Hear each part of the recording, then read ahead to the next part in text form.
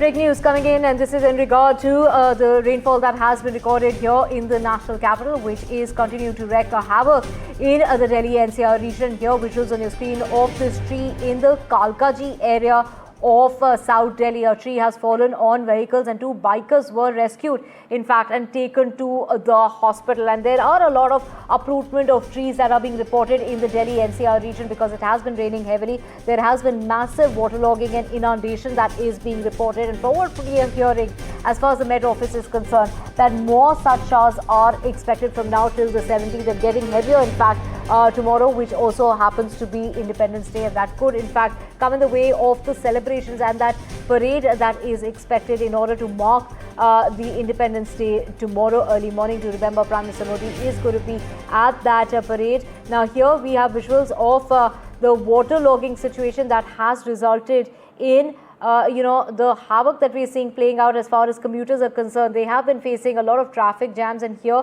literally live visuals of this tree falling to the ground and literally coming down heavily on those cars commuting in the southern, this is South Delhi area of Kalkaji, and two bikers were then rushed to the hospital. As you can see that bike there trying to cross the area when that tree suddenly fell to the ground. Ishika, my colleague, joining us to get us this breaking news. Ishika, live visuals, of the CCTV footage, in fact, that we can see of this tree completely coming down, caving in on those cars and that bike particularly. Get us a health update of those two poor, bike riders who were rushed to the hospital.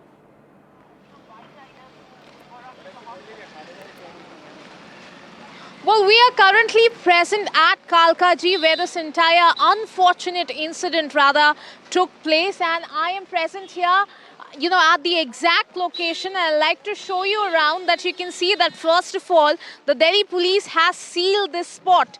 And in fact, if you can see in the visuals, right there is where, the tree was, which in fact got uprooted around 8 a.m. in the morning is what the eyewitnesses have told us. And on the other side, if my camera person can show you, on the other side, in fact, two people on a bike were coming, a man and his daughter. In fact, it was at that very time when this tree, which was quite heavy, it fell on the biker. Now, what the eyewitnesses here tell us that the biker died right at the spot. They were trying to rescue the daughter, but the tree was so heavy that the locals were not able to lift it, and that is when you can see the authorities came here.